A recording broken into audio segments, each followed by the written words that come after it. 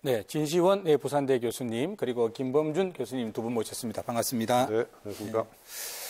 참 한동안 식물국회라는 소리 듣더니 말이죠. 요즘은 갑자기 또 동물이 됐습니다. 그 동물국회라는 또 신종 단어가 등장을 했습니다. 네, 패스트트랙을 앞두고 지금 국회에서 지금 뭐 경호권까지 발동되는 그런 상황이 빚어졌습니다. 국민들 누구 편을 들어줄 거라고 보십니까? 원인 제공자는 한국당이다. 네. 네, 한국당이 여태까지 목리를 부려오지 않았습니까? 네. 비판을 위한 비판, 제기를 가고자 하는 정부, 여당, 청와대를 발목 잡는 네.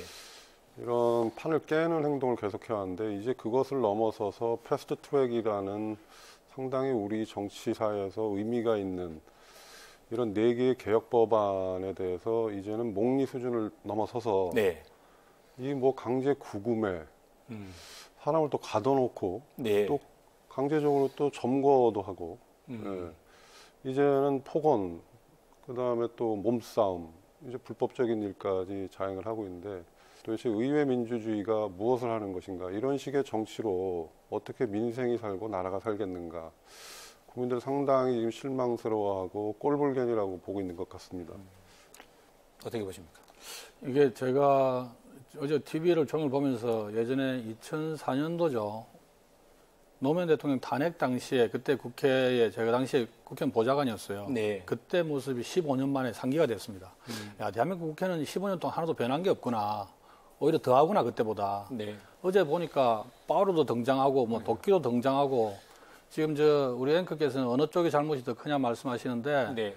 일단 국정의 무한 책임을 지고 있는 쪽은 집권 여당이기 때문에 네. 집권 여당이 책임을 면키 어려울 겁니다. 다만 이제 한국당 쪽에서도 이게 국회 선진화법이기 때문이죠. 국회 선진화법은 심지어 몸싸움 방지법. 네. 그렇게 불리기도 했죠. 그렇죠. 네. 이런 식의 몸싸움을 방지하기 위해서 만드는 국회 선진화법이 2012년도에 만들어져서 지금 진 교수님 말씀하신 패스트트랙은 2015년도에 개정되면서 네.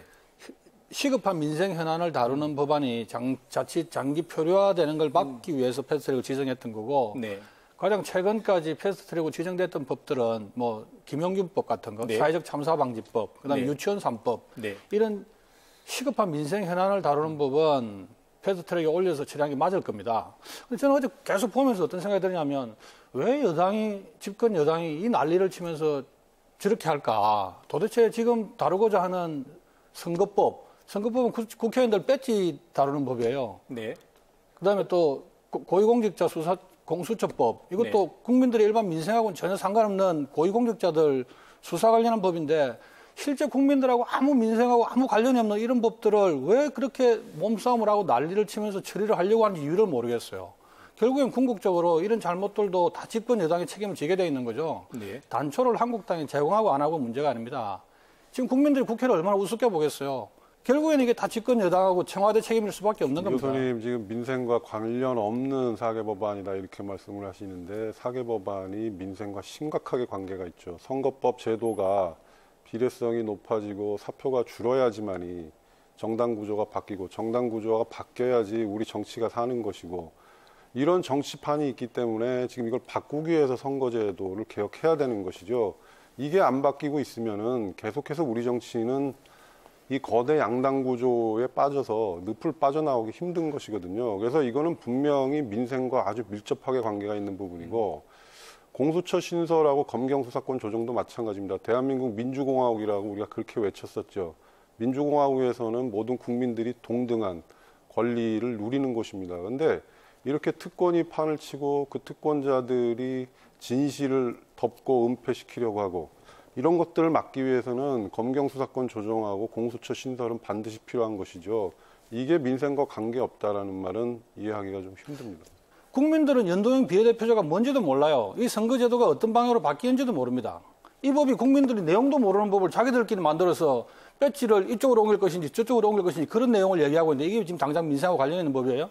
아무 관련 없는 법입니다. 자기들 배지하고 관련 있는 법이지. 구체적인 내용을 인지하기가 좀 어렵다 그래서 그걸 통해서 우리 정당 구조가 바뀌고 정치가 바뀔 수 있는 것을 국민들이 모르기 때문에 거부한다. 민생과 관계가 없다는 얘기는 좀 듣기가 좀 어려운 부분이고요. 네. 이 말씀을 좀 드리겠습니다.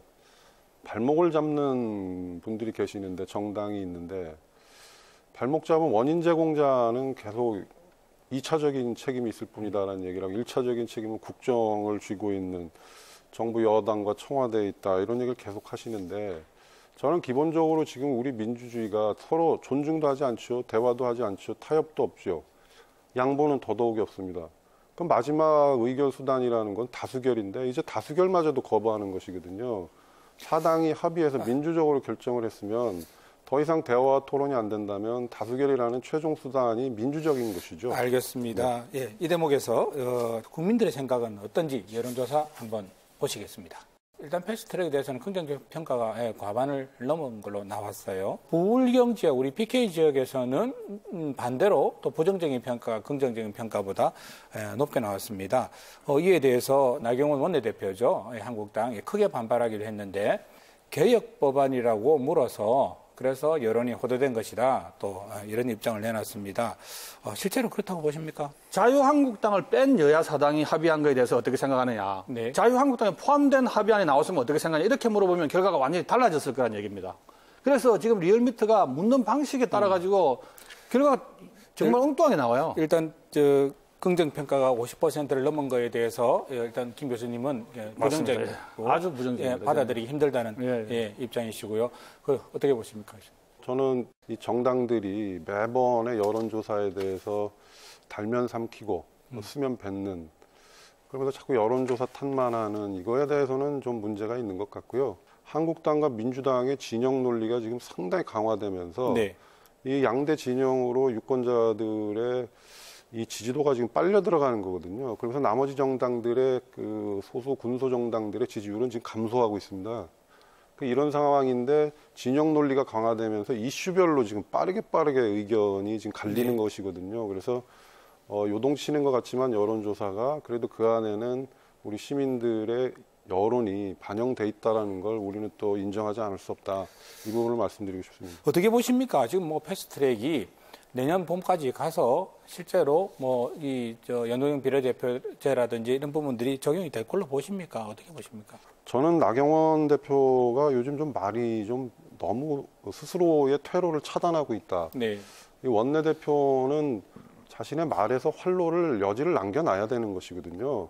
원내대표들은 악마와도 대화할 수 있는 그래서 정치를 복원해야 되는 것인데 예를 들어서 20대 국회는 없다 이러면은 앞으로 내년까지 1년 동안에 국회를 안 열겠다 그러면 도대체 이 나라의 국정은 어디로 가고 민생은 어디로 가고 그럼 대의를 스스로 부정하고 대표를 스스로 차버리는 이런 정치를 보면서 도대체 국민들은 무슨 생각을 할 것인가 여기에 대해서 우리 정치인들이 좀 심각하게 고민을 해봤으면 좋겠습니다. 그거 한번 보십시오 화면 앞에서는 뭐 가열차게 투쟁하고 이러는 것 같으면서 뒤에서는 자기들끼리 또 웃고 있어요. 이런 걸 보면 도대체 국민들이 도대체 저분들 뭐 하는 것인가. 짜고 치는 고수톱도 아니고 지금 상당히 국민 여론 안 좋다는 것을 우리 좀 국회의원들이 좀 인식하셨으면 좋겠습니다. 패스트트랙 내년 총선까지 무리 없이 가기 쉽지 않겠죠.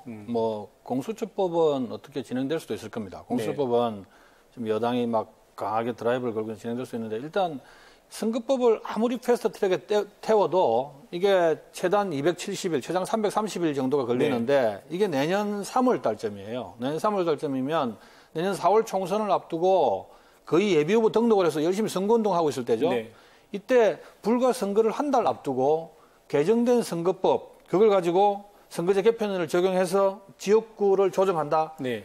현실적으로 불가능할 겁니다. 제 감으로는. 그리고 실제로 국회에서 조금 있어 왔다거나 정치를 해본 사람들은 다 이걸 느낄 게 지금 당장 선거구가 25개 정도 줄면 그 지역의 국회의원들이나 그 지역민들이 가만히 있겠어요? 아니, 그러면 그런 측면에서 보면 어차피 내년에 본회의에 상정된다 하더라도 이게 통과 안 될 거라고 보는 분들이 많으시단 말이죠. 맞습니다. 예. 저는 좀 말씀드리고 싶은데. 아니, 그럼 왜 그 한국당이 저렇게 막고 있죠? 안 막아도 되는 거 아닙니까? 기본적인 이유는 한국당은 뭐 선거제도가 바뀌고 선거를 치렀을 때 다수당이 될 수 없다.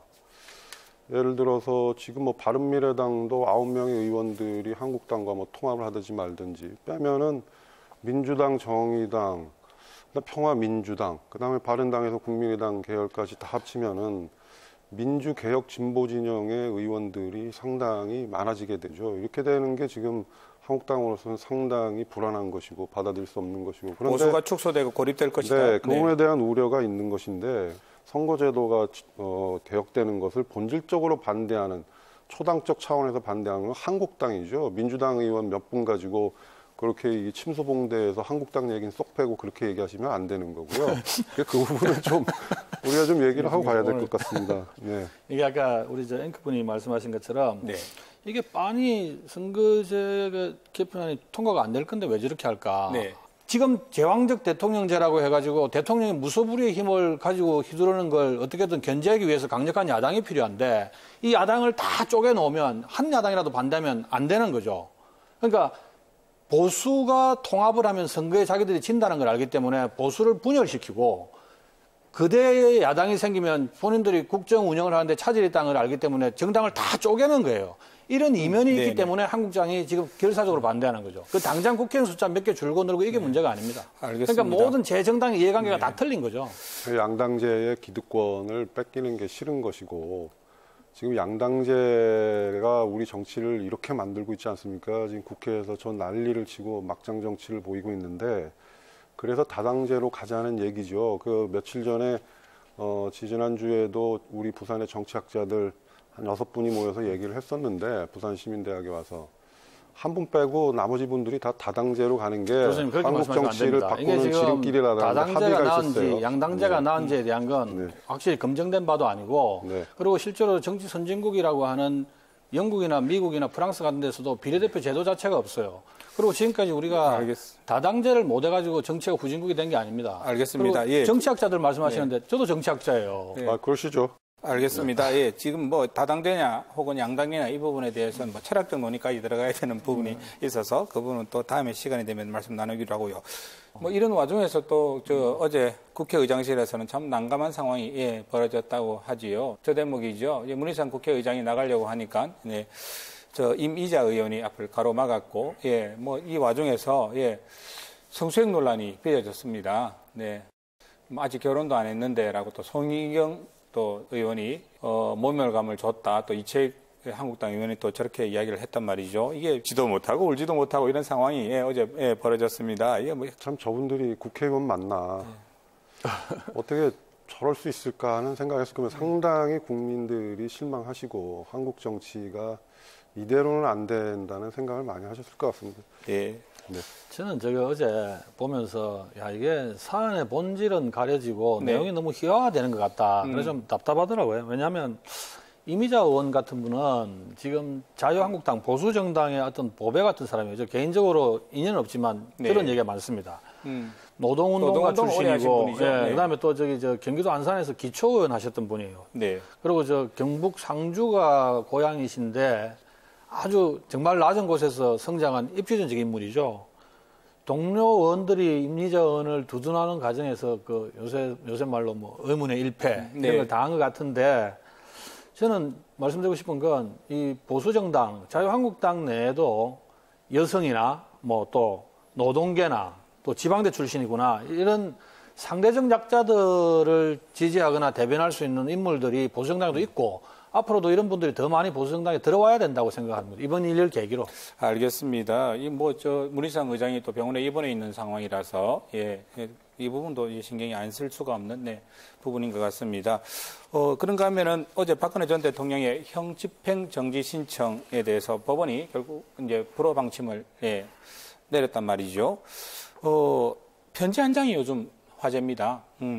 김무성 전 대표가 한국당 내 22명 폭당파 의원들한테 보낸 편지인데 박근혜 전 대통령이 스스로 부정을 저지를 성품이 절대 아니고 뭐 혐의는 또 억지스러운 데가 아주 많다. 그래서 형집행정지 청원에 함께 힘을 보탰으면 좋겠다. 이런 입장인데 김무성 의원은 보수 쪽이 파멸되고 개멸당하고 몰락한 데 대해서 책임에서 결코 자유로울 수 없는 분입니다.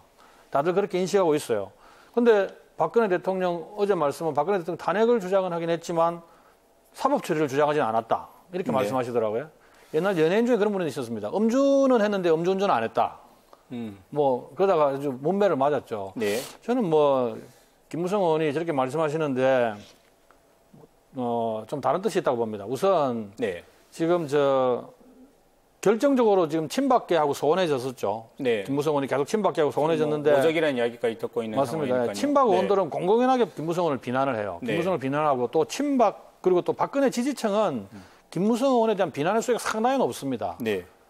뭐 오늘 집회 같은 가수님 아시겠지만 근데 김무성 의원이 이게 지금 한 게 처음이 아니고 네. 사실은 지난해 말부터 계속해서 친박에 유화 제스처를 보냈습니다. 그렇죠. 네. 예, 작년 연말에 그 최경환 지금 수감되어 있는 최경환 전 의원을 정진석 의원하고 찾아가가지고 면회 가가지고 뭐 본인은 연말이라서 그냥 위로차 방문했다고 하지만은 다른 저희가 있다고 보는 게 친박계 의중을 떠봤다고 보는 게 네. 여의도의 어떤 정설처럼 돼 있고 또 하나는 거기 박근혜 이명박 석방 결의안을 추진하자고 네. 그 홍문정 의원하고 윤상현 의원한테 작년 연말에 정식으로 제안을 했었어요. 네. 근데 이 당시에 홍문정 의원이 반대를 한 걸로 알려져 있는데 이번은 3탄이죠. 본인은 이 보수 통합 무드에 편성해서 네. 뭔가 본인의 정치적 재기를 도모하려고 하고 있지 않나. 네.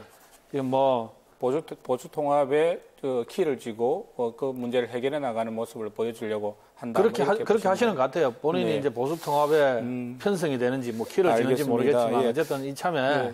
친박계하고의 손해진 관계도 회복하고 네. 보수 통합에 본인이 일정 부분 역할도 하고 해서 내년에 총선도 있고 그렇지 않습니까? 네. 2016년 탄핵 당시 발언과 그리고 달라진 2019년의 모습 비교하고 나서 다시 말씀 나누도록 하죠. 박근혜 대통령은 국민을 배신했습니다. 헌법을 위반한 대통령은 탄핵을 받아야 됩니다. 보수의 썩은 환부를 도려내고 합리적인 보수 재탄생의 미랄이 되고자 합니다.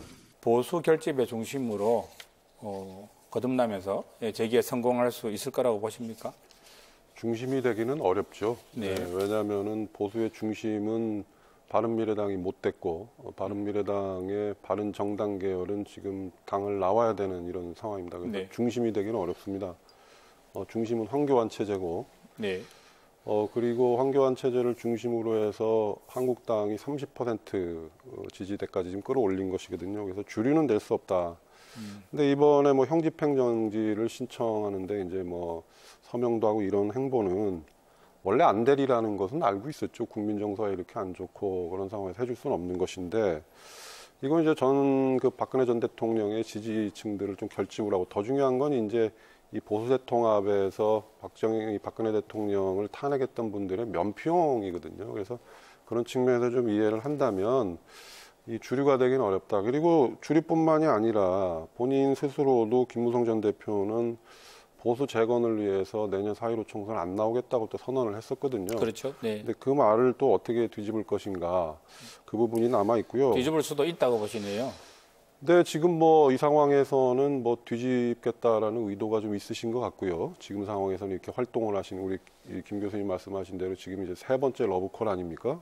주류에게, 보수 주류에게. 네. 자, 이번 일주일 한번 마지막으로 정리해 보는 의미에서 두 분께서 이번 일주일에 베스트 워스트를 한번 간단하게 이야기를 해주시는 걸로 그리고 또 그 이후에 대해서 아주 짧게 좀 설명해 주시는 걸로 마무리할까 싶습니다. 어떻습니까? 베스트 워스트 인물 어떻게 꼽으시겠습니까? 저는 그 베스트는 거의 뭐 죽은 줄 알았던 네. 패스트 트랙이 기상회생 사람은 아니지만 다시 살아났습니다.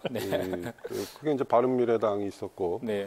거기서 어차피 원내대표 역할이기 때문에 김관영 원내대표가 이래저래 지금 논란의 중심에 돼 있지만 여기까지 끌고 오는데 기여를 한 주인공이다. 네. 그래서 패스트 트랙의 기사회생과 그것을 실질적으로 가운데서 그 중심점 역할을 한 김관영 원내대표. 베스트로 꼽으시고 워스트로 꼽는 사람이 워스트는 패스트 트랙이 이렇게 기사회생했는데 이거를 다시 이제 완전히 숨통을 끌어놓으려고 하는 그럼 뭐 나경원 대표, 그리고 한국당 의원들의 이 점거, 감금, 이 폭력, 불법 이런 것들이 저는 워스트가 아닌가. 알겠습니다. 생각합니다. 어떻게 보십니까? 이게 진 교수님하고 지금 정반대의 목소리를 내야 되는 게 참 답답합니다. 혹시 같은 인물들이 나오는 거 똑같은 인물들이 워스트 베스트로 바뀌네요. 저는 먼저 베스트를 말씀드리자면 나경원 원내대표가 현재 베스트인 것 같아요. 어떤 의미냐면 나경원 원내대표 본인이 그렇게 대표성이 있거나 지금 아까 진 교수님은 전 국민의 밉상이 됐다고 말씀하시던데 뭐 그렇게 호평을 받거나 당 내에서 엄청난 지지층을 갖고 있는 지도자가 아니었어요. 네네. 근데 묘하게 이번에 이런 일련의 과정을 거치면서 모르겠어요. 저는 개인적으로 그분이 학창 시절에도 그런 학생 운동을 해봤을까 싶은 생각이 있는데 네. 지금 거의 무슨 학생 운동 하듯이 국회 내에서 막 뭐 구호도 외치고 하는 걸 보니까 때 학생 운동 해본 적이 없으시죠? 뭐 모르겠어요. 근데 저분이 지금 아무튼 평가가 많이 바뀌었어요. 보수정당 내에서는. 보수의 나다르크라는 이야기가 지금 나오는 분인가요? 네, 보수정당 내에서는 지금 평가가 상당히 많이 바뀌었고 어떤 분은 뭐 잔다르크 얘기도 하시더라고요. 나다르크 이야기가 나오는 그래서 얘기가 싶네요. 상당히 평가 많이 바뀌었어요. 그래서 저분은 우선 베스트시고 그러면 베스트고 월스트는 딱 반대입니다. 지금 저기 그 원내대표죠. 김관영 네, 원내대표. 김관영 원내대표 제가 왜 월스트로 꼽았냐면 네.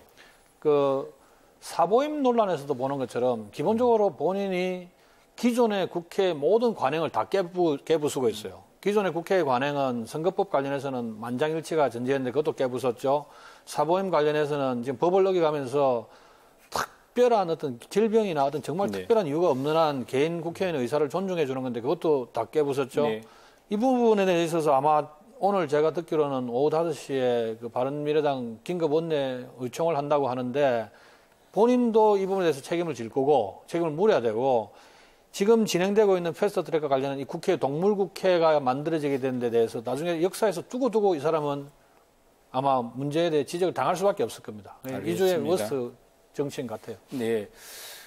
김관영, 나경원이란 두 인물을 두고 전혀 다른 해석을 해주시는 두 분 교수님 이야기 오늘 들었습니다. 시청자 여러분들께서는 어떻게 판단하시는지요? 오늘 토론 임해주셔서 대단히 고맙습니다.